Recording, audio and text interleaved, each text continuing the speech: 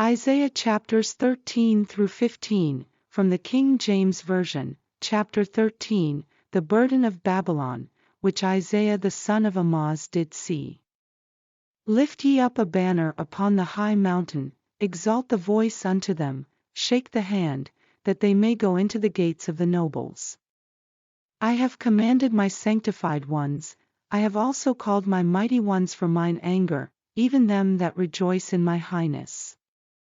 The noise of a multitude in the mountains, like as of a great people, a tumultuous noise of the kingdoms of nations gathered together, the Lord of hosts mustereth the host of the battle.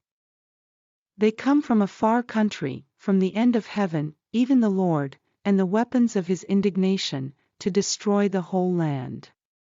Howl ye, for the day of the Lord is at hand, it shall come as a destruction from the Almighty. Therefore shall all hands be faint, and every man's heart shall melt, and they shall be afraid, pangs and sorrows shall take hold of them, they shall be in pain as a woman that travelleth, they shall be amazed one at another, their faces shall be as flames. Behold, the day of the Lord cometh, cruel both with wrath and fierce anger, to lay the land desolate, and he shall destroy the sinners thereof out of it. For the stars of heaven and the constellations thereof shall not give their light, the sun shall be darkened in his going forth, and the moon shall not cause her light to shine. And I will punish the world for their evil, and the wicked for their iniquity, and I will cause the arrogancy of the proud to cease, and will lay low the haughtiness of the terrible. I will make a man more precious than fine gold, even a man than the golden wedge of Ophir. Therefore I will shake the heavens, and the earth shall remove out of her place, in the wrath of the Lord of hosts, and in the day of his fierce anger.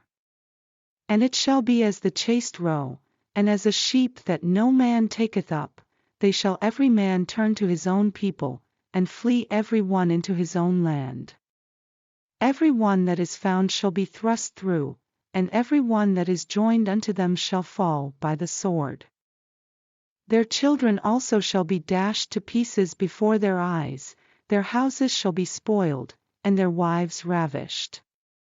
Behold, I will stir up the Medes against them, which shall not regard silver, and as for gold, they shall not delight in it. Their bows also shall dash the young men to pieces, and they shall have no pity on the fruit of the womb, their eyes shall not spare children. And Babylon, the glory of kingdoms, the beauty of the Chaldees' excellency, shall be as when God overthrew Sodom and Gomorrah. It shall never be inhabited, neither shall it be dwelt in from generation to generation, neither shall the Arabian pitch tent there, neither shall the shepherds make their fold there. But wild beasts of the desert shall lie there, and their houses shall be full of doleful creatures, and owls shall dwell there, and satyrs shall dance there. And the wild beasts of the islands shall cry in their desolate houses, and dragons in their pleasant palaces, and her time is near to come, and her days shall not be prolonged. Chapter 14, For the Lord will have mercy on Jacob, and will yet choose Israel, and set them in their own land, and the strangers shall be joined with them, and they shall cleave to the house of Jacob.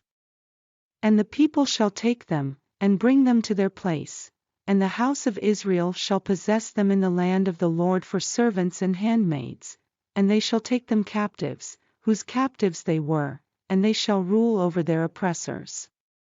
And it shall come to pass in the day that the Lord shall give thee rest from thy sorrow, and from thy fear, and from the hard bondage wherein thou wast made to serve, that thou shalt take up this proverb against the king of Babylon, and say, How hath the oppressor ceased? The golden city ceased. The Lord hath broken the staff of the wicked, and the scepter of the rulers. He who smote the people in wrath with a continual stroke, he that ruled the nations in anger, is persecuted, and none hindereth. The whole earth is at rest, and is quiet, they break forth into singing. Yea. The fir trees rejoice at thee, and the cedars of Lebanon, saying, since thou art laid down, no feller is come up against us. Hell from beneath is moved for thee to meet thee at thy coming, it stirreth up the dead for thee, even all the chief ones of the earth, it hath raised up from their thrones all the kings of the nations. All they shall speak and say unto thee, Art thou also become weak as we? Art thou become like unto us? Thy pomp is brought down to the grave, and the noise of thy vials, the worm is spread under thee. And the worms cover thee. How art thou fallen from heaven, O Lucifer, son of the morning! How art thou cut down to the ground, which didst weaken the nations! For thou hast said in thine heart, I will ascend into heaven, I will exalt my throne above the stars of God, I will sit also upon the mount of the congregation, in the sides of the north, I will ascend above the heights of the clouds, I will be like the Most High. Yet thou shalt be brought down to hell, to the sides of the pit. They that see thee shall narrowly look upon thee, and consider thee, saying, Is this the man that made the earth to tremble, that did shake kingdoms, that made the world as a wilderness, and destroyed the cities thereof, that opened not the house of his prisoners? All the kings of the nations, even all of them, lie in glory, every one in his own house. But thou art cast out of thy grave like an abominable branch, and as the raiment of those that are slain, thrust through with a sword, that go down to the stones of the pit, as a carcass trodden under feet. Thou shalt not be joined with them in burial, because thou hast destroyed thy land, and slain thy people, the seed of evildoers shall never be renowned.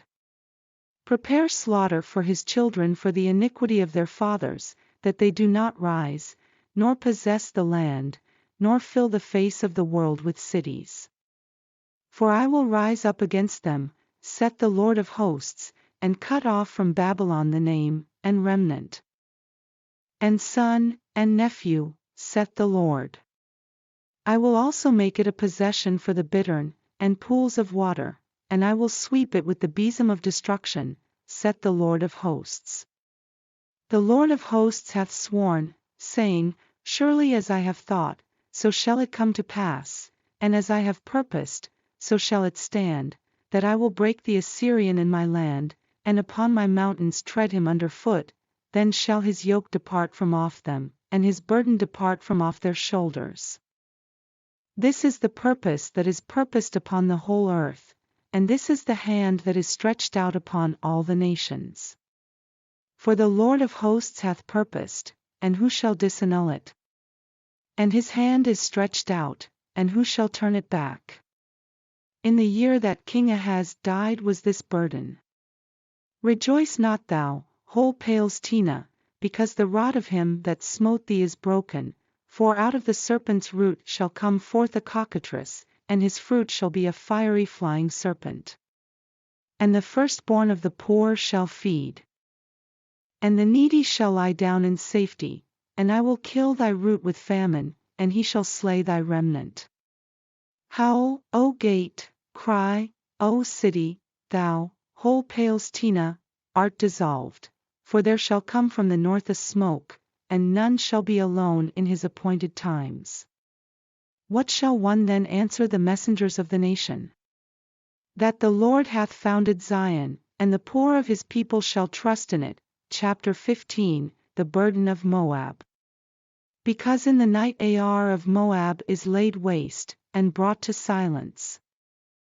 Because in the night Kir of Moab is laid waste, and brought to silence, he is gone up to Bajith, and to Dibon, the high places, to weep. Moab shall howl over Nebo, and over Medeba, on all their heads shall be baldness, and every beard cut off. In their streets they shall gird themselves with sackcloth, on the tops of their houses, and in their streets, every one shall howl, weeping abundantly. And Heshbon shall cry, and Eleli, their voice shall be heard even unto Jahaz, therefore the armed soldiers of Moab shall cry out. His life shall be grievous unto him. My heart shall cry out for Moab, his fugitives shall flee unto Zor, an heifer of 3 years old, for by the mounting up of Luhith with weeping shall they go it up, for in the way of Horonaim they shall raise up a cry of destruction. For the waters of Nimrim shall be desolate, for the hay is withered away, the grass faileth, there is no green thing.